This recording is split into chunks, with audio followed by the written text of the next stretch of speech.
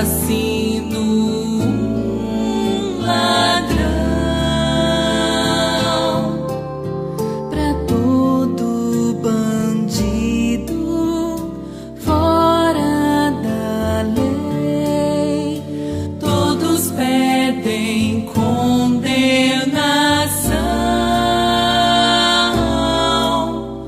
o que merece um pecador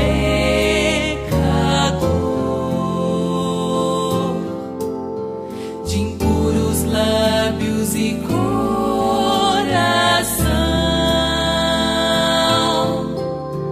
não outro salário, não outro fim, todos sabem é perdição,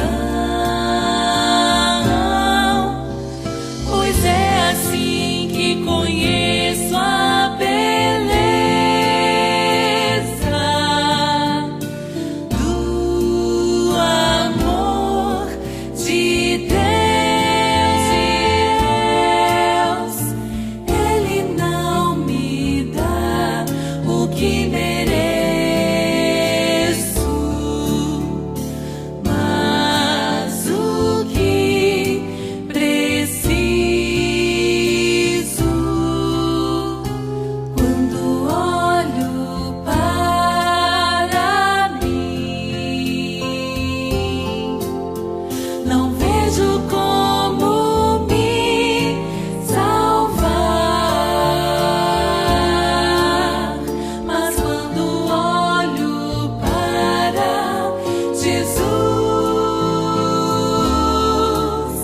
não vejo como me perder.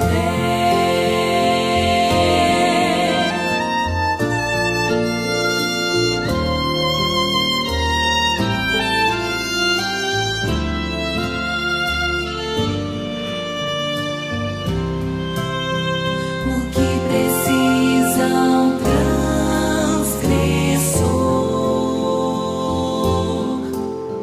é nova chance, é perdão por meio da graça. Sou novo ser, isto não tem explicação, pois é assim que conheço a beleza do amor de Deus. Ele não me dá o que mereço, mas o que preciso. Quando olho para mim, não vejo como me salvar, mas quando olho para Jesus,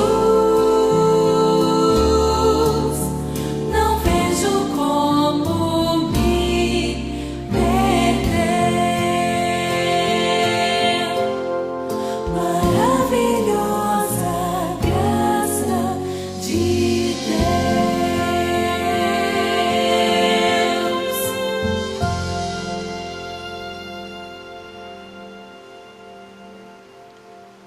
Ó Senhor, nosso Deus amado, quando nós olhamos para dentro de nós mesmos, não podemos entender e nem ver como nós poderemos nos salvar. Mas quando olhamos para o Senhor, não conseguimos, Senhor, ver como nos perder. Muito obrigado, Senhor, porque o Senhor é aquele que nos encontra onde estamos e que nos arranca de lá e nos traz para perto do Senhor. O Senhor é aquele que eleva a terra para perto do Senhor e que traz o céu para baixo junto de nós. Ó Senhor, muitos dos seus filhos aqui andam longe do Senhor, sem tempo para o Senhor, desligados, vivendo nesse mundo. Mas, Senhor, nessa noite, nos transporta e nos chama, através do poder do Seu Espírito, Senhor, que está nesse lugar, através da proteção dos Seus anjos que estão ao nosso lado, embora não os vejamos a cada dia, nos arranca do lugar onde nós estamos e nos traz para perto do Senhor. Em nome de Jesus. Amém, Senhor. No livro de 2 Samuel, o segundo livro de Samuel, capítulo 11.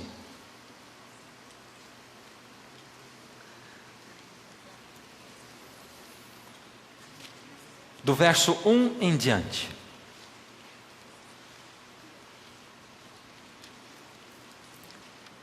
Passado 1 ano, no tempo em que os reis costumam sair para a guerra, enviou Davi a Joabe e seus servos com ele, e a todo Israel, que destruíram os filhos de Amon e cercaram a cidade de Rabá. Porém Davi ficou em Jerusalém. Uma tarde levantou-se Davi da sua cama e andava passeando no terraço da casa real, e viu uma mulher que estava tomando banho, e ela era muito formosa. Davi mandou perguntar quem era. Disseram a ele: é Batseba, filha de Eliã, mulher de Urias o heteu. Então enviou Davi mensageiros que a trouxeram. Ela veio e ele se deitou com ela. Tendo-se ela purificado da sua imundícia, voltou para a sua casa. A mulher concebeu, ficou grávida, e mandou dizer a Davi: estou grávida.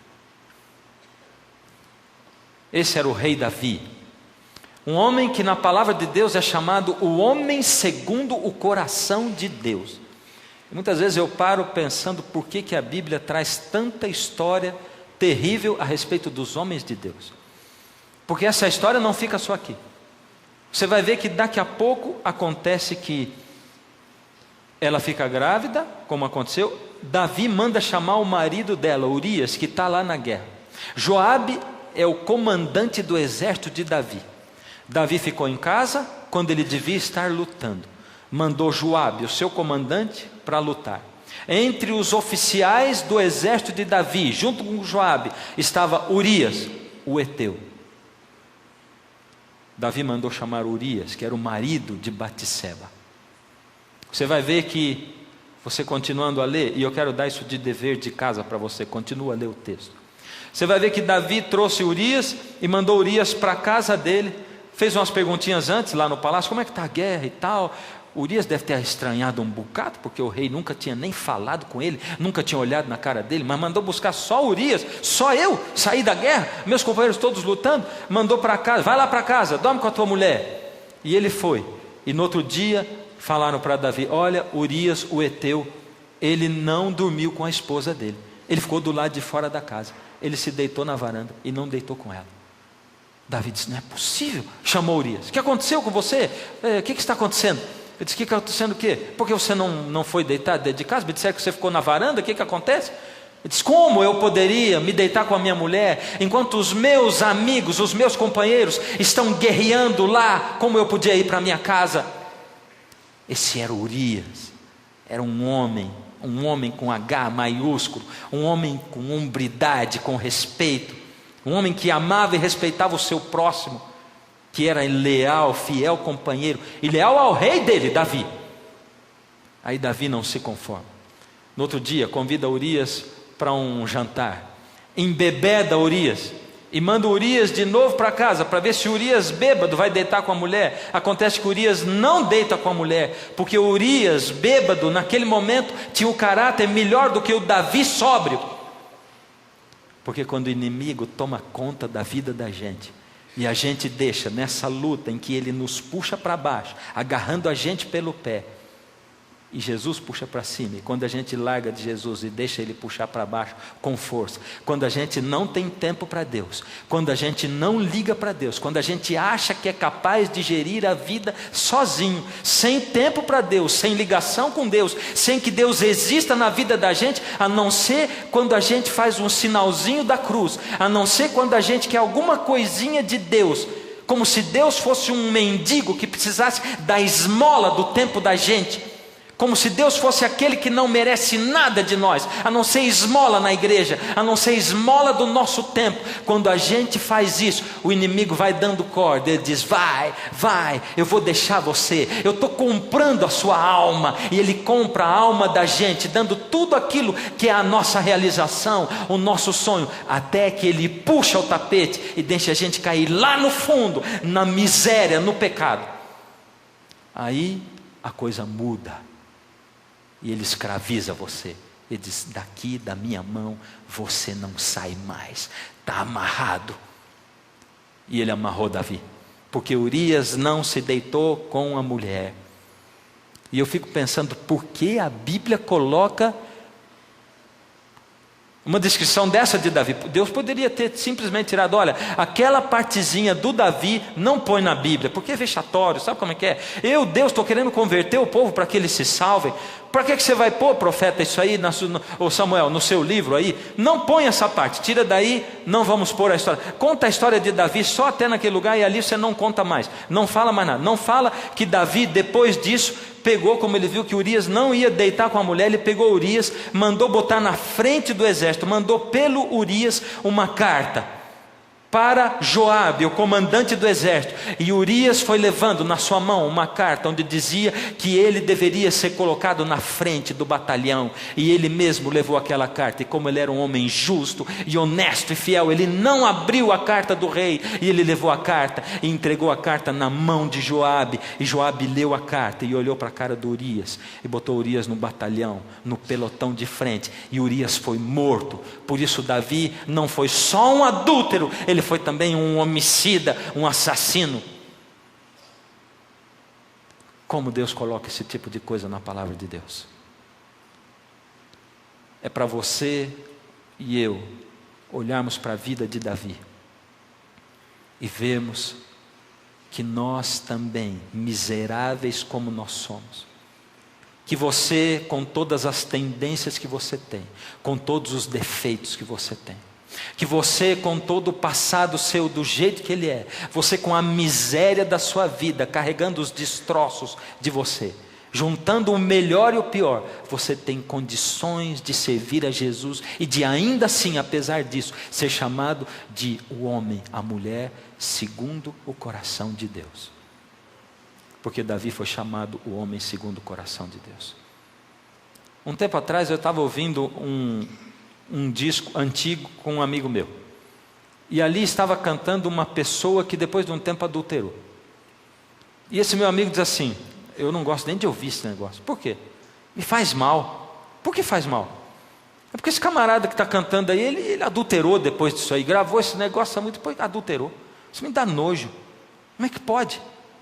Eu pensei, eu falei para ele: você tem nojo quando você lê Salmos? Ué, por quê? Ah, já entendi. Você está falando do Davi, né? Davi foi salmista. Aliás, foi o que escreveu maior número de salmos. E Davi, o salmista, ele adulterou e ele matou também. E você tem nojo quando você lê Salmos? Porque Davi foi essa pessoa? Não, não é? Mas você lembra do rei Davi, das coisas boas de Davi, porque o Senhor Deus um monte de vezes depois, e conforme você lê a Bíblia, você vê Deus dizendo: o meu servo Davi, o meu servo Davi, o meu servo Davi, porque ele era o homem segundo o coração de Deus, ou ele era o homem que tinha um coração dedicado a Deus. Davi era o que era. Davi era um pecador, era um miserável, mas Davi tinha dentro do peito dele um coração sincero, e isso fazia com que Davi não fosse um pecador profissional que vivia pecando, mas alguém que entre acertos e erros, acertos e erros, acertos e erros, acertos e erros, ele subia, ele não descia. Você vê que ninguém sobe assim. A gente, ser humano, sobe assim e assim. E tem alguns que vão assim, subindo e descendo, mas não saem do mesmo nível. E outros que vão subindo e descendo, mas eles descem mais do que sobem. E Davi descia e subia, mas ele mais descia do que subia. Qual era o segredo de Davi? E por que aconteceu isso com Davi? Porque Davi, que era rei em Israel, o homem segundo o coração de Deus, porque no momento da vida de Davi, quando o reino dele estava estabelecido, porque aconteceu um pecado como esse, tão terrível na vida de Davi, o pior de todos eles. Por quê? É porque Davi, depois de um tempo segurando na mão de Deus, ele abriu rombos na sua armadura espiritual. Eu estava lendo um livro outro dia, e ali o autor estava dizendo assim: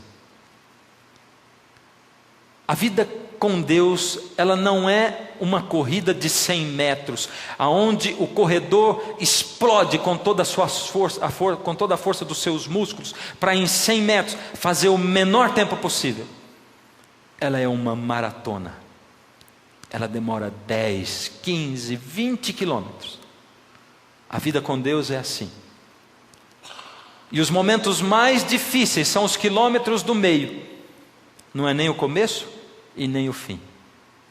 Os quilômetros do meio são aqueles em que você não tem a emoção da largada, quando as pessoas estão dizendo, vai, você consegue, e você ainda não está vendo a chegada. Porque quando você vê a chegada, não interessa quão cansado você esteja, não interessa que os seus pés estejam trôpegos e que você não esteja conseguindo dar um passo depois do outro. Quando você enxerga a chegada, você diz, eu vim até aqui e eu vou até o fim. Mas os passos do meio, os quilômetros do meio, esses são os mais difíceis de todos. Um dia você aceitou a Jesus, você entregou a sua vida nas mãos de Jesus e você começou a crescer com Ele. Um dia você veio à série do programa Está Escrito. Um dia você ligou a sua televisão e você acessou um canal e viu uma pregação que tomou o seu coração, a sua vida. Você diz, meu Deus, o Senhor está falando comigo, e você aceitou o chamado de Jesus. Então, de repente, você começou a andar com Jesus, e toda aquela maravilha, aquela emoção que tomou conta da sua vida, ela foi-se embora. E você diz, meu Deus, aonde é que o Senhor foi? Porque eu não sinto mais o Senhor, eu não falo com o Senhor. E algumas pessoas dizem, por que você não está indo na igreja? A pessoa diz, eu não sou hipócrita, eu não estou sentindo Deus, eu não ouço Deus falar, eu não vejo Deus mais, eu não sinto Deus, eu não sinto vontade de ler a Bíblia, eu não sinto vontade de orar mais, e como eu não sou hipócrita, eu não vou à igreja. Os passos, os quilômetros mais difíceis são os quilômetros do meio. É quando você não vê ali a alegria da saída, e você não vê ainda a chegada. É ali, é sol, é causticante, é um passo depois do outro. Não tem emoção, não tem luzes, não tem cores, não tem câmeras. Depois que a gente sai da igreja, fica o arroz com feijão de cada semana. Ficam os irmãos pregando, fica o pastor local pregando, não tem luzes, não tem a melhor música do mundo. E aí você diz, uau, cadê Deus? Onde Deus foi que eu não estou sentindo? Eu gostava da pregação do fulano de tal. Nós somos a geração show. Nós somos a geração show. A gente ama ir para a igreja para assistir show. Nós não somos a geração do fazer, nós somos a geração do assistir. Nós não somos a geração do cantar, a gente é a geração do ouvir música. A gente não é a geração do ajudar ao próximo, mas a gente é a geração do receber bênçãos. Para que você vai na igreja? Eu vou para receber bênçãos, eu vou para receber milagre, eu vou quando eu estou precisando. Por que você não está indo na igreja? Porque eu não estou precisando, está tudo bem comigo. Para que eu vou na igreja? Lá é o banco aonde eu desconto o meu chequezinho que Deus me dá para receber algumas bênçãos. Então eu não vou. Somos a geração show. E a gente fica assim, qual vai ser o show? Onde vai ser? Vai ter na igreja tal, fulano de tal vai estar pregando, e vai ter fulano de tal cantando. Uau, o show gospel é o que a gente fala, não é verdade? E a gente quer ver luzes, câmeras e ação. E nós vamos quando o show é bom. E quando não é bom o show, a gente não vai. Porque a gente não vai para encontrar Deus coisa nenhuma. A gente vai para satisfazer o nosso ego e o nosso prazer de assistir um bom show. E os sermões viram shows. Se o showman é bom, eu vou. Se o showman não é bom, eu não vou. E eu não vou por causa da palavra que está lá. E tem mais, quantas vezes a gente rejeita a palavra por causa de quem está falando. É esse que vai pregar hoje? Eu não quero nem ouvir, eu não vou. Se eu soubesse, não tinha vindo aqui. E o tempo todo, e quando a gente sai da igreja, sai da pregação, a gente diz assim, como alguém pode colocar uma pessoa dessa para falar? Olha o que falou, mas que tanta coisa. E muitas vezes, na maioria das vezes, 100% das vezes, aquela mensagem foi para você. E às vezes a mensagem é dura, não é? Mas a gente não gosta de receber mensagem dura. Porque a mensagem é dura quando ela fala exatamente tudo aquilo que você está fazendo de errado. Aí ela é dura. Aí você diz, credo, eu não gosto de ir na igreja, nessa igreja. A gente sai de lá pesado. Eu gosto de ir na outra igreja. Lá não. Olha, a gente sente uma paz lá dentro, uma tranquilidade, é tão bom. Nós somos a geração show. Davi pecou no melhor e no auge da vida dele. Davi pecou um pecado terrível, tenebroso, no auge da vida dele. Por quê? Porque ele abriu rombos na armadura espiritual. Quando você começa a conviver com Jesus, você tem que ter uma fé inabalável. A emoção e o sentimento, elas são assim. Quando você aceita Jesus, eles vêm juntos e eles explodem como fogos de artifício. Mas num certo momento, a emoção larga você e ela vai embora. E você fica só com... Desculpa, eu falei emoção e sentimento. A emoção e a razão. No momento a emoção vai embora e só fica a razão. Por isso, se você não é fundamentado na palavra de Deus, se você não busca Deus com razão, e por isso Paulo diz assim em Romanos 12, verso 1 e 2: rogo-vos, pois, irmãos, pelas misericórdias de Deus, que apresenteis os vossos corpos como um sacrifício vivo, santo e agradável a Deus, que é o vosso culto racional. Culto racional. Sabe quando você não sente Deus? Sabe quando você não vê Deus? Quando você não ouve Deus? Sabe quando você não sente vontade de ler a Bíblia? Não sente vontade de orar? É nesse momento que você tem que olhar para o céu e dizer: Deus, é assim? Eu estou buscando ao Senhor. É isso, o Senhor me disse para eu buscar assim mesmo, então eu buscando assim mesmo. Eu não tenho vontade, Senhor Deus, eu não tenho vontade de ajoelhar, não tenho vontade de falar, tem tudo dado errado na minha vida. Eu estou nos quilômetros do meio, Senhor, mas me ajuda, porque eu sei que um dia o Senhor tocou a minha vida, eu sei que um dia o Senhor falou comigo, e eu sei que o Senhor me sustenta e o Senhor me mantém. Por isso, Deus, eu vou ficar do seu lado, custe o que custar, aconteça o que acontecer, eu estou aqui. Davi pecou, porque Davi estava nos quilômetros do meio, não tinha mais emoção, porque ele tinha conquistado muito, e Davi do alto da sua vitória, olhou para a sua vida, olhou para o seu cristianismo, entre aspas, e diz assim: como Deus tem me abençoado aqui em Israel. E eu não estou inventando, eu quero que você leia esse texto comigo, volta aqui um pouquinho atrás, você está em 2 Samuel, capítulo 11, você volta aqui no capítulo 5, verso 13. Desculpa, um pouquinho antes, verso 12, 5:12. Aqui diz duas coisas, dois rombos que Davi abriu na sua armadura espiritual. Reconheceu Davi que o Senhor o confirmara rei sobre Israel e que exaltara o seu reino por amor do seu povo. Esse é o primeiro rombo. Outro, tomou Davi mais concubinas e mulheres de Jerusalém, depois que viera de Hebrom, e nasceram-lhe mais filhos e filhas. Você entendeu os dois rombos da armadura espiritual? Vamos ler de novo o primeiro. Reconheceu Davi que o Senhor o confirmara rei sobre Israel e que exaltara o seu reino por amor ao povo. O que é esse reconheceu? É Davi sentado no seu trono, olhando e dizendo: olha tudo que Deus me deu, eu reconheço, Deus me confirmou o rei sobre Israel. Olha a vida que eu tenho, eu já sou um tiozão, eu estou aqui, eu entreguei o coração a Jesus, eu estou dentro da igreja certa, eu sou um cristão de verdade, olha tudo que eu consegui, olha a minha família, eu já me estabeleci, agora eu sou inabalável. É a satisfação com a vida religiosa medíocre. Tem um jeito de você saber se você está bem com Deus ou não. Sabe qual é? Se você está satisfeito com a vida religiosa que você tem, é porque você não está bem com Deus. Porque a palavra de Deus é o pão da vida e Jesus é a água da vida. Ela é a palavra de Deus, o pão e a água da vida. Porque aqui a gente encontra Jesus. São elas que testificam de Jesus. Só que essa palavra, esse pão e essa água são diferentes. Quanto mais você come e quanto mais você bebe, mais sede você tem. você tem mais vontade.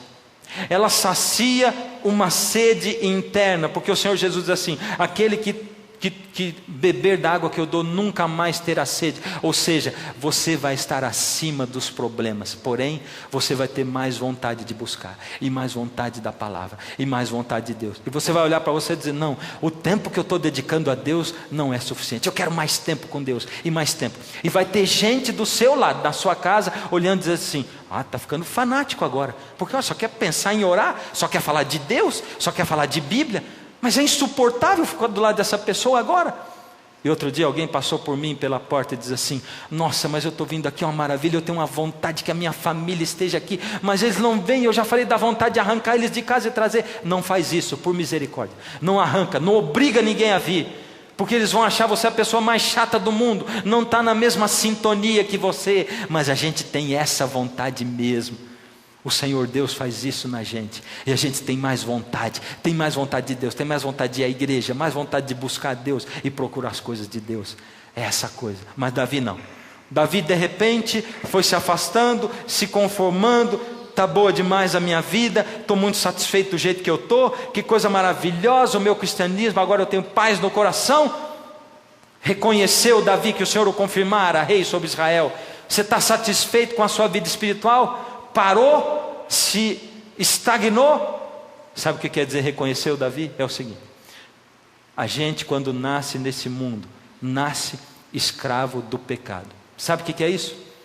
A gente nasce num rio caudaloso, uma correnteza terrível.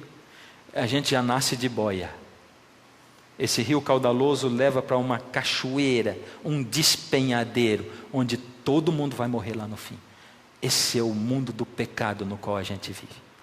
A gente já nasce de boia, e todo mundo usa a boia nesse mundo. Um dia você encontra Jesus, e quando a gente encontra Jesus, a gente diz assim: fulano se converteu. Você sabe o que é conversão na lei do trânsito? Converter é ir para o lado contrário, é fazer assim, ó. Mas isso é um rio. Para ir nesse sentido, você vai contra a correnteza. A primeira coisa que você tem que fazer é arrancar a boia, porque nadar contra a correnteza de boia é impossível. Aí você arranca a boia, e aí você tem que começar a nadar. Antes era só ficar tranquilo, porque fazer o que não presta é muito fácil, é muito gostoso. E para onde vai? E sabe que os filósofos populares definem isso muito bem. Tem um que chama Zeca Pagodinho, e ele define dizendo assim: deixa a vida me levar, vida leva eu.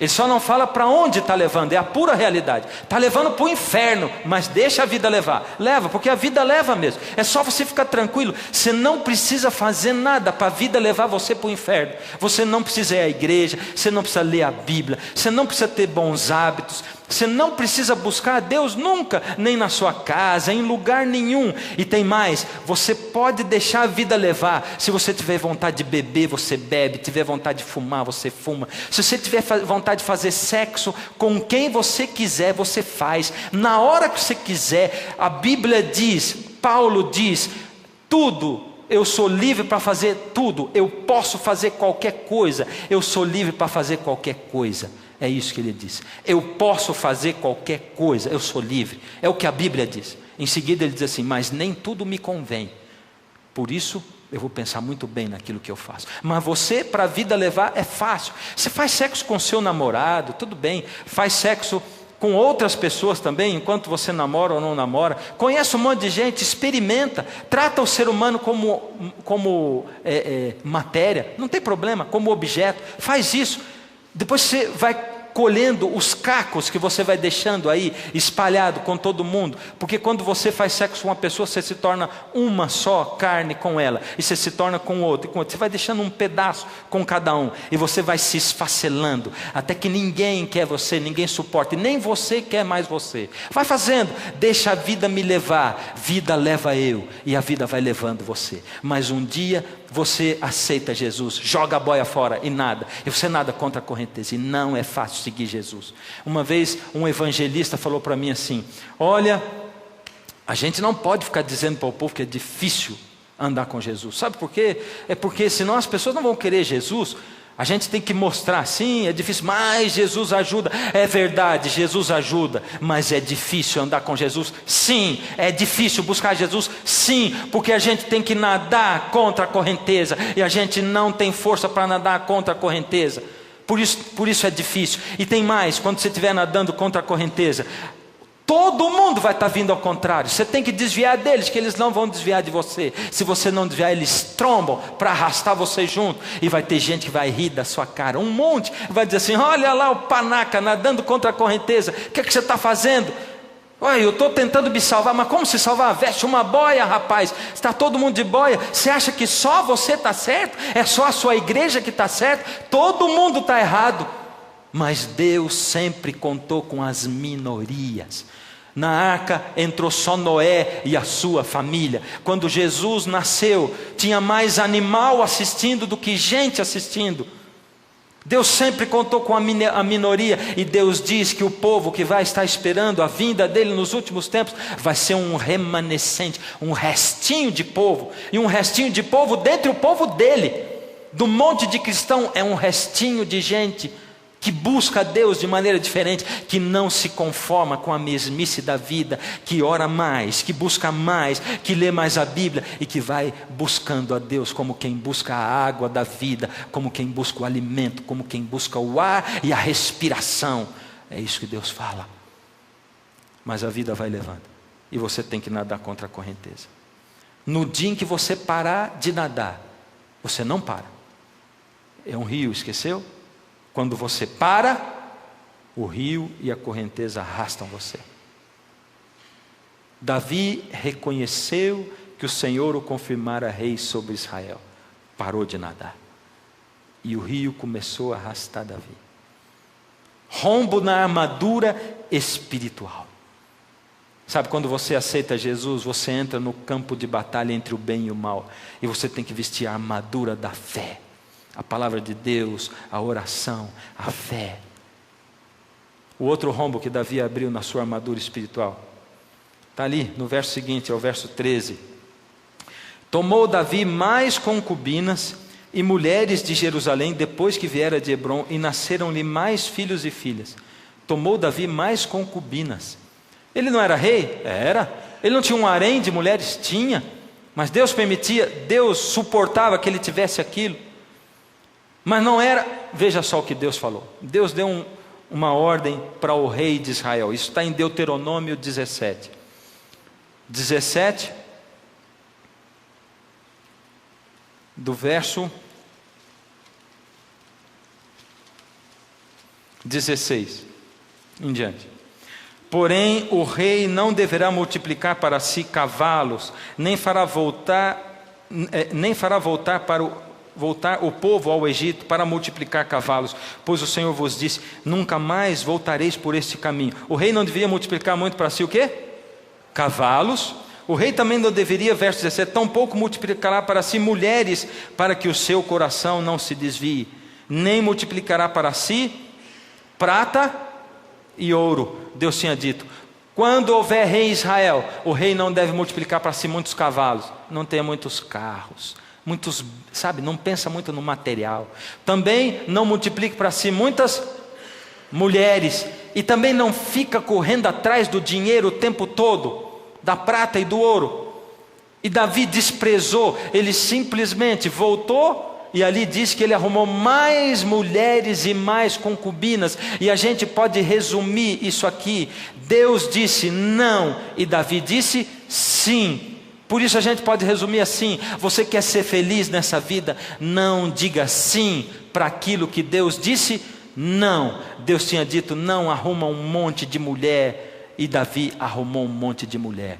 Deus havia dito para Davi: por misericórdia, não multiplique a prata e o ouro, se apega a mim. E Davi não olhou para o que Deus estava dizendo, e Davi disse sim. Por isso ele abriu rombos na armadura espiritual. Por isso Davi se enfraqueceu espiritualmente, porque Deus disse não e ele disse sim. E nós somos craques em dizer sim para aquilo que Deus disse não.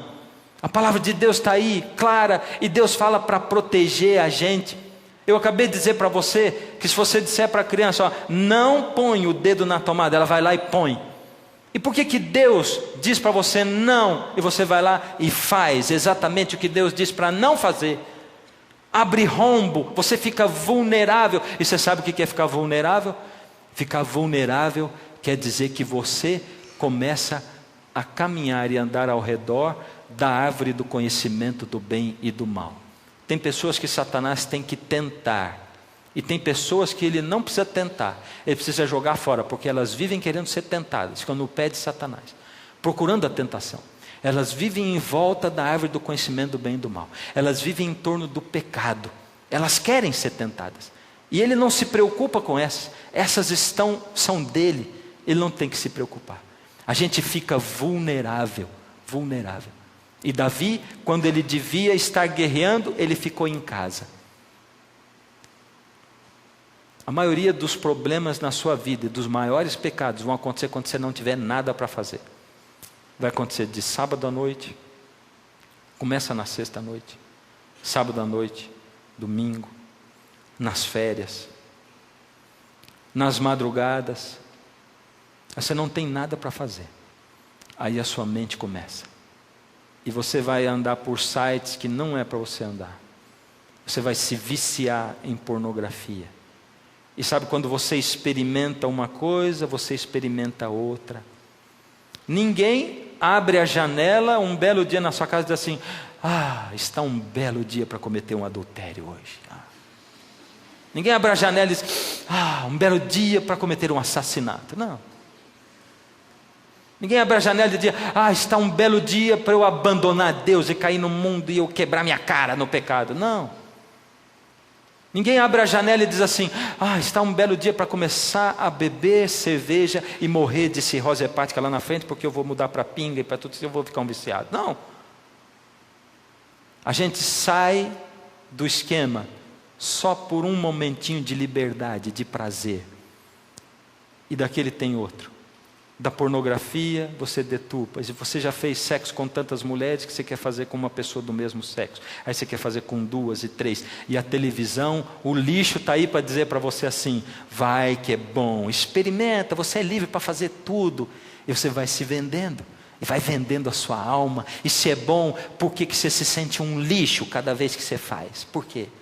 Se é bom, por que você se minimiza e você se sente o tapete do universo inteiro que limpa o pé em você? Por quê? Por que você olha para trás e diz: a minha vida é miserável, eu quero construir uma outra vida? Se é bom, por que você sente isso? Fala para mim. A maioria das desgraças vão acontecer aí. Davi devia estar lutando, mas ele ficou em casa, confortável. Por isso ele tinha dormido a tarde inteira. Ele se levantou para andar no seu terraço. E ele foi caminhar em torno da árvore do conhecimento do bem e do mal. Porque Davi sabia que do terraço do quarto dele podia ver a casa, o quintal da casa de alguns oficiais. E ali ele viu o que não era para ver. Ele viu Batseba, uma mulher linda, maravilhosa. Porque a Bíblia não fala muito formosa para ninguém, para pouca coisa. E ele diz que Batseba era muito formosa. Ela era muito bonita. E ela estava tomando banho. E Davi olhou. Isso me lembra o seguinte: Salmo capítulo 1. Você já viu o Salmo capítulo 1 encenado? Eu vou encenar agora o Salmo capítulo 1 para você. Só o comecinho dele. Bem-aventurado o varão, o homem, que não anda segundo o conselho dos ímpios, não se detém no caminho dos pecadores e não se assenta na roda dos escarnecedores. Antes o seu prazer está na lei do Senhor, e na sua lei medita de dia e de noite. Você percebeu que tem uma dinâmica nisso aqui? Primeiro, ele anda no conselho dos ímpios. Depois ele se detém no caminho dos pecadores. E depois ele se assenta. Davi andou no terraço. Davi viu e parou. E Davi apreciou, e Davi desejou. Quando você está andando, dá tempo de parar ainda, mas está mais difícil, porque você abriu rombos. Quando você para, dá tempo de parar, mas está mais difícil ainda. Quando você assenta e deseja, ainda dá tempo, mas está mais difícil ainda. Mas por misericórdia, para aí aonde você está e volta, porque as consequências vão ser muito menos piores para você. E se Deus trouxe você aqui, porque Ele precisa dizer para você: para com esse roubo que você está planejando, para com essa droga que você está consumindo, para com essa vida miserável que você está levando, leviana, de sexo livre que você está levando, para com o que você está planejando em desviar dinheiro, para de planejar, de ganhar sua vida com coisas ilegais. Para com isso, porque eu estou te avisando hoje, e se Deus trouxe você aqui para isso, por misericórdia, para, antes que seja tarde demais, antes que seja tarde demais, porque Deus manda avisos, Deus manda avisos. E sabe como Deus mandou o aviso para Davi? Davi mandou buscar um servo. Quem é essa mulher?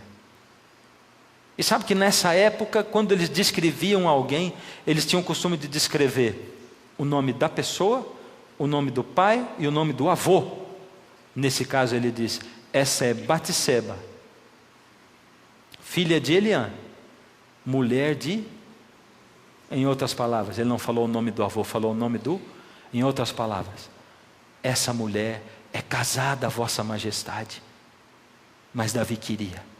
E sabe que quando você deseja o pecado, você olha para ele, nesse momento, tudo na sua frente é real, menos Deus. Você não quer ouvir falar de Deus. São aqueles momentos em que você caminha para o pecado e diz assim: Deus, para de falar na minha mente, para de falar nos meus ouvidos, para de falar comigo, Deus, porque eu quero fazer o que é errado. Eu decidi, eu quero ter esse prazer, eu quero me entregar a isso, Deus. Eu não quero saber de Deus, eu quero isso e não muda a minha vida, porque eu quero isso. E você não sabe que Deus troca os prazeres, porque lá no Salmo 1 diz assim: antes o seu prazer está na lei do Senhor, na sua lei medita dia e noite. E eu pensava: quem será o ser humano capaz de gostar, de ter prazer, de meditar na lei do Senhor de dia e de noite? A lei do Senhor era a Bíblia que Davi tinha.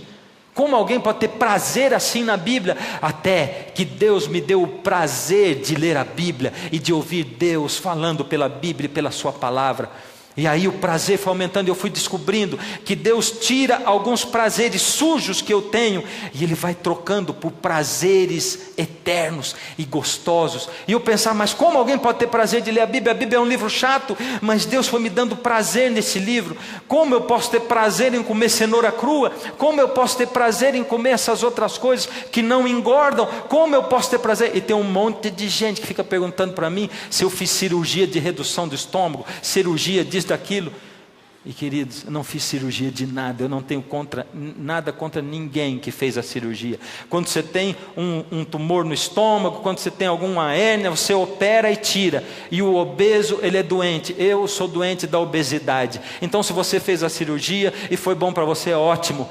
Mas o Senhor Deus teve que ir arrancando o meu prazer pelas gorduras, pelas frituras, pelos chocolates, por tudo que detona com a minha saúde, e começou a me dar prazer por coisa crua, por vegetal, por alimento assim. Logicamente que eu ainda gosto daquelas coisas, mas Deus me deu prazer por essas coisas. Eu tenho prazer de ler a Bíblia, eu tenho prazer dessas coisas, e Deus tem feito isso de 1 ano e meio para cá.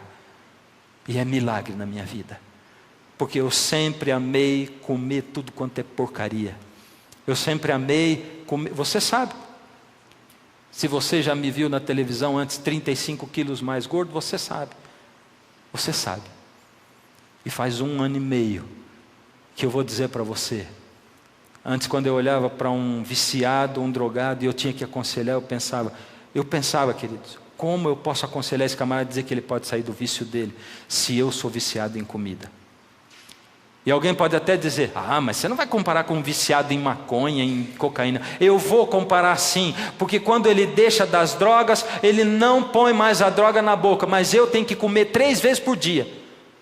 É como se dissesse para o viciado: você vai usar um pinguinho, 1 grão de maconha todo dia, 1 grão de cocaína todo dia. Você tem que medir o que você come, e eu tenho que ter contato com a comida 3 vezes por dia. E se você é viciado em comida, seja você obeso ou não, você sabe do que eu estou falando, porque você se entrega para o vício da comida, você detona com a sua saúde, tanto quanto com qualquer outra coisa. A gente detona com a saúde da gente, comendo. Antes o seu prazer, Deus coloca novos prazeres no coração da gente. Davi olhou e desejou, e nada mais era real para ele, a não ser aquele prazer de ter aquela mulher. E ele fez a desgraça.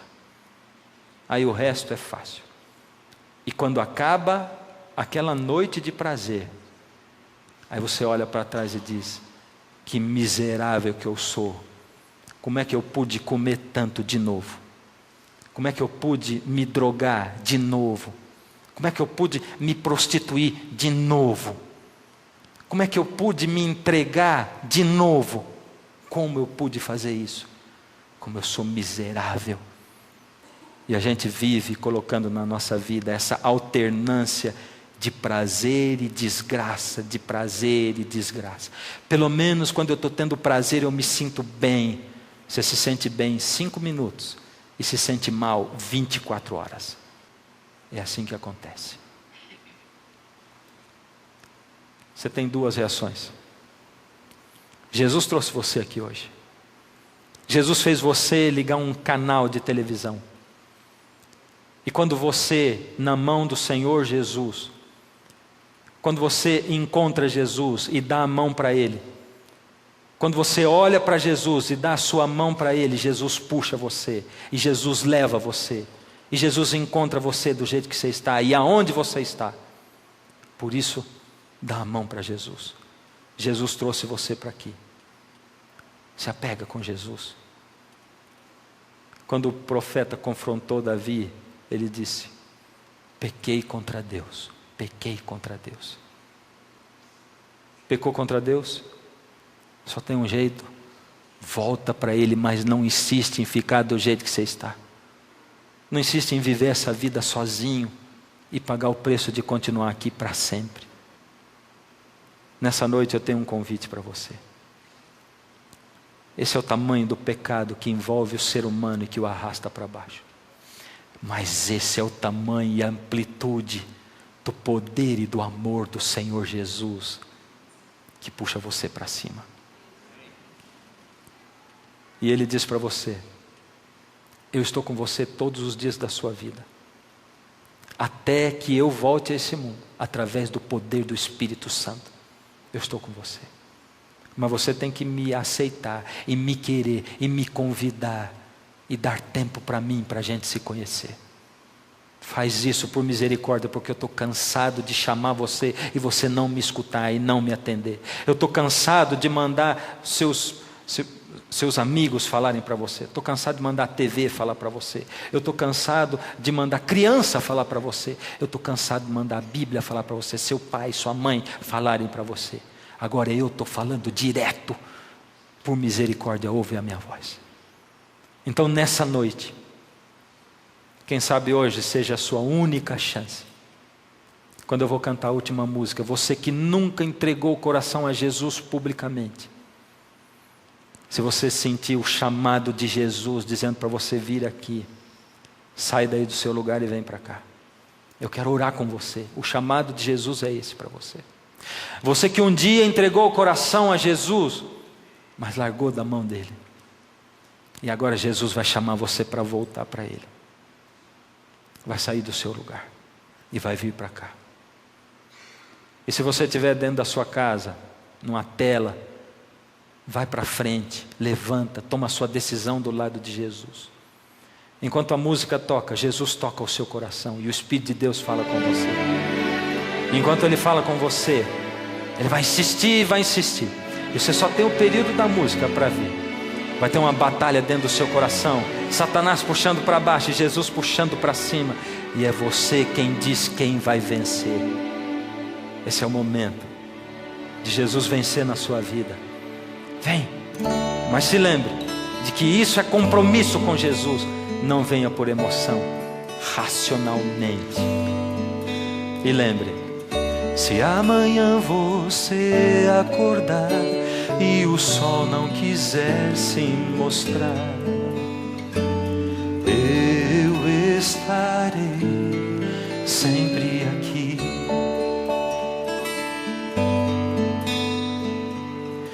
se as trevas te derem temor, quero dar o meu amor. Eu estarei sempre aqui, sempre aqui. Estarei para ser sua calma, para dar paz à sua alma. E estarei sempre aqui. Se você estiver chorando, se ganhando, perdendo ou lutando, sou o seu Deus. Estou sempre aqui. Se Jesus está falando com você, não fica aí. Vem. Esquece o que está do seu lado e lembra: se amanhã você acordar e o futuro incerto for, eu estarei sempre aqui, esperando por você. Tão certo como é o sol nascer, o amor irá crescer. E ainda eu estarei sempre aqui. O que você está esperando?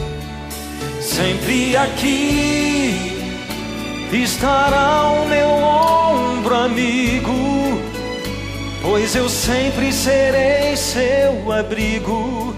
E estarei sempre aqui quando o tempo fizer nossa história e esse dia estiver na memória, eu vou cumprir. Eu vou cumprir as promessas que eu dia em que dei a minha vida por ti.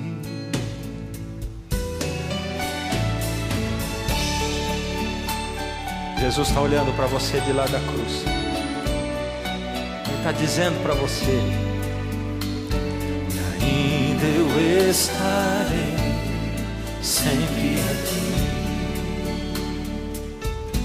E como o sol que sempre irá nascer, o amor sempre irá crescer. Eu estarei sempre aqui, sempre ao seu lado.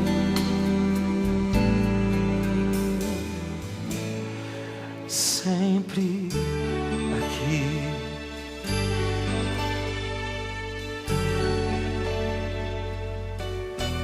Ó Senhor Deus, a nossa mente não pode entender como o Senhor é assim, tão maravilhoso, que mesmo que a gente fuja e se esconda, mesmo que a gente se conforme, mesmo que a gente se esqueça, mesmo que a gente nunca se lembre, ainda assim o Senhor está sempre aí do nosso lado. Ainda assim o Senhor não retira a sua bênção de sobre os seus filhos. Nós é que vamos longe, mas o Senhor está sempre perto. Ó Senhor, perdoa as vezes em que nós temos arrastado, ó Senhor, para a miséria que é a nossa vida.